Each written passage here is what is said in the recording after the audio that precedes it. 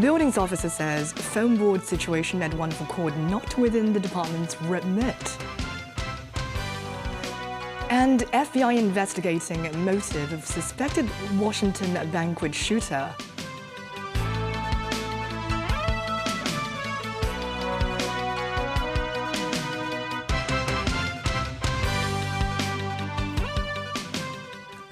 Good evening. Welcome to TVB News.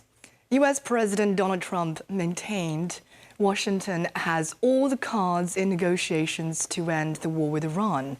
This comes as the head of Iran's parliament's National Security and Foreign Policy Committee said his country has no intention of holding nuclear negotiations with the US. Daniel Rao tells us more. US President Donald Trump reiterated Washington has the upper hand in negotiations to end the war with Iran. This after he called off dispatching envoys to Iran talks. In an interview on Fox News Channel's The Sunday Briefing, Trump said he made that decision rather than to send a delegation on a 17-hour flight. Funerals were held in Gaza City Sunday for Palestinians killed by Israeli forces hours earlier. At least 4 people were killed by Israeli military on Sunday morning in 3 separate incidents. The deaths were the latest among Palestinians in Gaza since an October ceasefire deal attempted to halt more than 2 years of war between Israel and Hamas. While the heaviest fighting has subsided, Israeli forces have carried out repeated airstrikes on Palestinians in the military-held zones. In the US, the suspect linked to the shooting at the White House Correspondents Association dinner will be charged in federal court on Monday with assault of a federal officer, discharging a firearm and attempting to kill a federal officer. A phone footage taken inside Washington Hilton shows the moment when several cabinet officials, including US Secretary of Interior Doug Burnham and other guests, were escorted out of the media dinner on Saturday night. Police and Secret Service agents were seen coming down to the level of the ballroom and instructing people to leave. The lone gunman was identified by law enforcement officials as 31-year-old Cole Thomas Allen of Torrance, California, a teacher and amateur video game developer who is believed to have legally purchased 2 firearms within the last couple of years. While attempting to storm the gala, he was tackled to the ground with shirt stripped off in chaotic scenes that resulted in gunshots being fired. One Secret Service officer was shot in a bulletproof vest but was recovering. During an interview with NBC News, U.S. Acting Attorney General Todd Blanche said it appears that the suspect has set out to target officials working in the administration, including President Donald Trump, adding he wants to wait and not get ahead of them on that. Meanwhile, FBI agents searched Allen's family home in one of the most historic neighborhoods in Torrance, a city within the Los Angeles metro area. Public records show he is the oldest of 4 adult siblings. Allen's profile on LinkedIn shows he earned a bachelor's degree in 2017 in mechanical engineering from the California Institute of Technology and a master's degree in computer science from California State University. A social media account believed to belong to Allen include posts that alluded to grievances over a range of administration policies, the U.S. war against Iran and the Russia-Ukraine conflict. Allen's brother told the New London Police Department in Connecticut that the suspect had sent family members an alleged manifesto minutes before the shooting.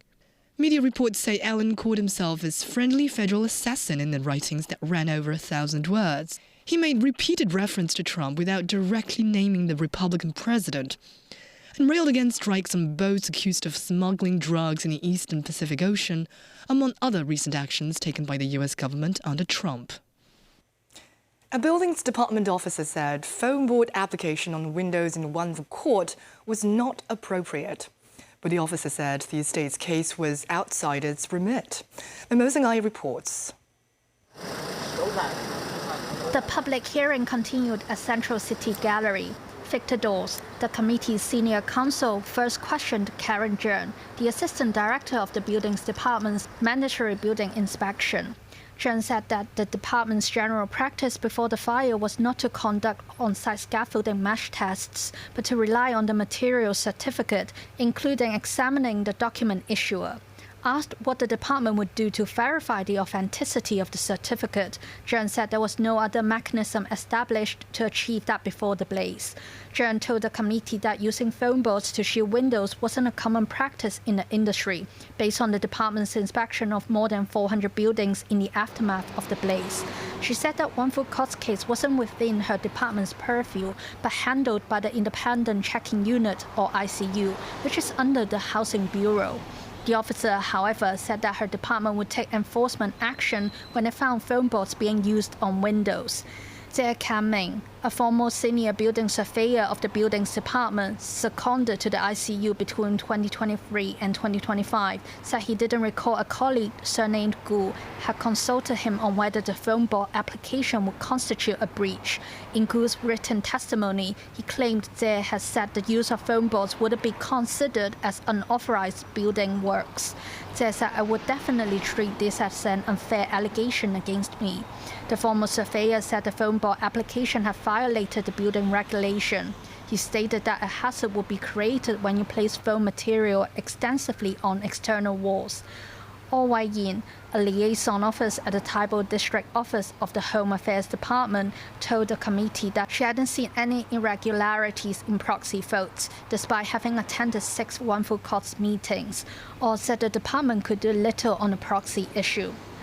Zhang Haoman, a former Taipei District Officer of the Home Affairs Department, said proxies acted as a tool, responding to allegations that Peggy Wong, a DAB district councillor, had obtained proxies illegally. Chen described that as serious.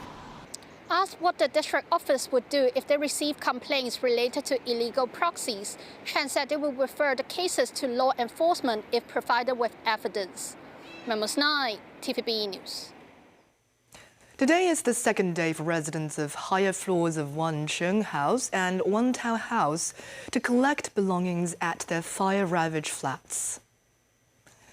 Coming with hiking backpacks, carton boxes and large plastic bags, residents were escorted by government staff to their formal houses. Some residents brought flowers to mourn those who perished in the blaze. A boy joined his parents upstairs, hoping to bid farewell to their beloved home and retrieve his certificates and medals. Despite mobility issues, a resident from the upper floors of Wan Tao House insisted on climbing 19 stories just to salvage something for posterity.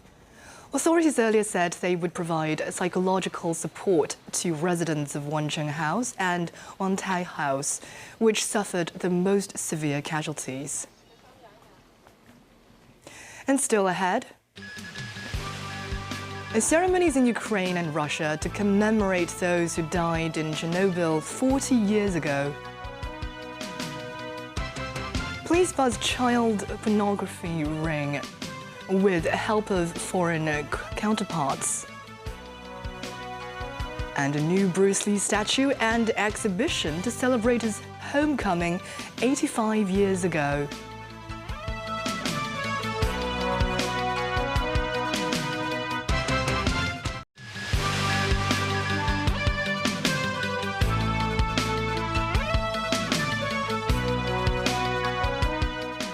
Welcome back.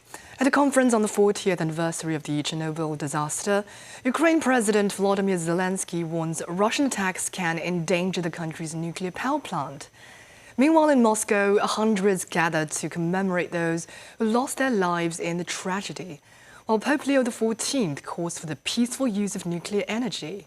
Gloria Fung has the story. On Sunday, Ukrainian President Volodymyr Zelensky and Moldovan President Maya Sandu laid candles and observed a moment of silence at a memorial commemorating those who died from deadly radiation exposure while containing the aftermath of the Chernobyl disaster 40 years ago. Later at a conference, Zelensky said Russian attacks threaten the safety of Ukraine's largest nuclear plant.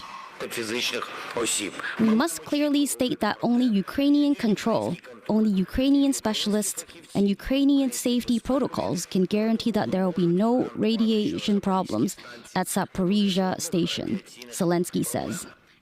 At the same conference, Rafael Grossi, Director General of the International Atomic Energy Agency, signs an agreement to expand its support to Ukraine. We have signed an agreement to expand the support the IEA is giving, and in particular on a very challenging situation which is posed by the military pressure on the electrical grid and continued attacks on the critical substations that are sustaining the nuclear power plant's effort. In Moscow, servicemen and the public lay flowers at a cemetery, paying respect to those who lost their lives in the tragedy. One liquidator who worked on site at the time of the incident remembers the seized workers who dealt with the aftermath, calling them heroes that must never be forgotten.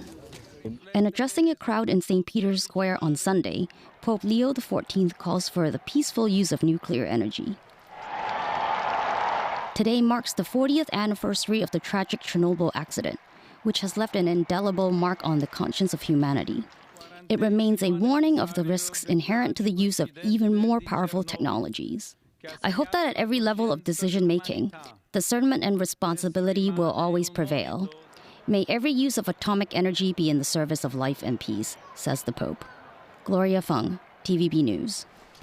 North Korean leader Kim Jong-un hosted visiting Russian State Duma Speaker Vyacheslav Volodin and Defense Minister Andrei Belousov at an opening ceremony of a military complex in Pyongyang.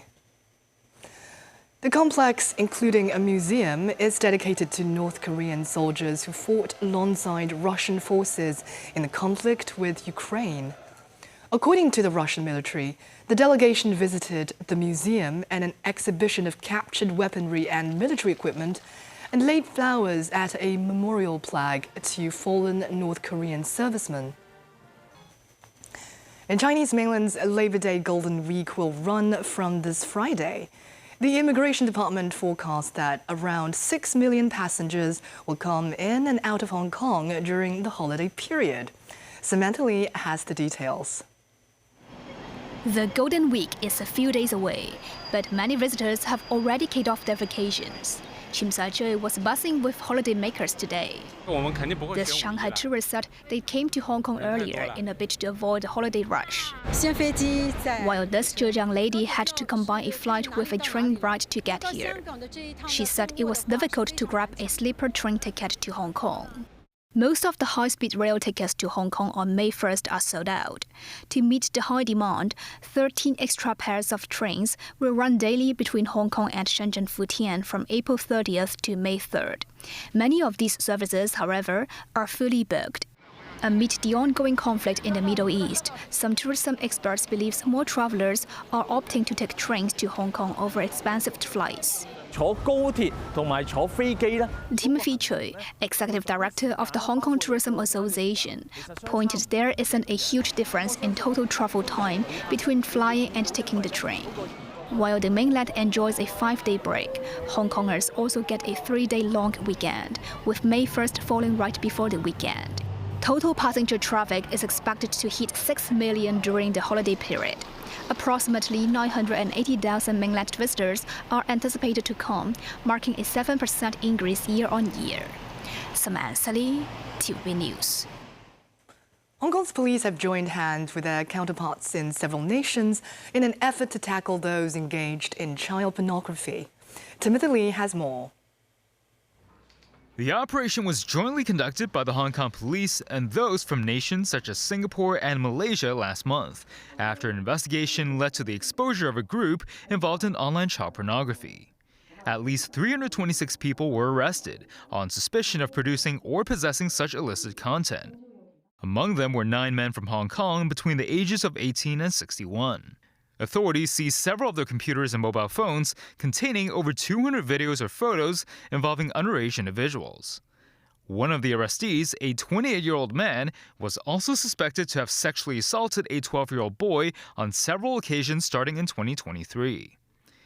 The police said the man became acquainted with the boy on social media and asked the latter out to meet in person, before subsequently sexually abusing him throughout a 1-year period. He has already been charged for 1 count of indecent assault. The police urged parents to pay extra attention to their children's social media to prevent them from falling prey to such criminals. Authorities further noted they received a total of 62 cases related to child pornography last year, which experienced a drop of 30% year-on-year.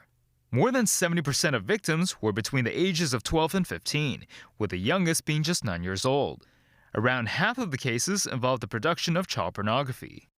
A police clinical psychologist said many children who were sexually exploited may be unaware of the gravity of the situation, and sometimes even blame themselves for what happened to them. He emphasized that residents should promptly seek professional help if they develop sexual feelings towards children. Timothy Lee, TVB News. A new bronze statue of martial arts legend Bruce Lee has been unveiled in Kowloon. Samantha Lee has more. The life-sized 1:1 scale tribute is now standing at the Prudential Center in Kowloon's Jordan District, which was the site of Bruce Lee's childhood home. Born in San Francisco and raised in Hong Kong, Lee starred in kung fu films in the early 70s, which catapulted him to international superstardom. Titled Be Like Water, the statue is a centerpiece of the exhibition, Bruce Lee Homecoming, 85 years later. The exhibition also features a collection of private treasures, including unreleased photographs and original film posters. Exhibition curator Hei Man noted this year marks the 85th anniversary of Lee's arrival in Hong Kong as an infant. He thinks Hong Kong could do more to celebrate the legacy of Bruce Lee. He said the US has an official day for him on May 17th, and Hong Kong should also do something to honor the movie star. The exhibition is hosted at the Prudential Center, which is sponsored by the Prudential Enterprise. Director of Prudential Enterprise Gabriel Lee said turning this historic location into a unique attraction is a perfect way to support Hong Kong tourism. The project was approved by Lee's daughter and is supported by the Bruce Lee Foundation. Members of the public can visit for free. Samantha Lee, TVB News.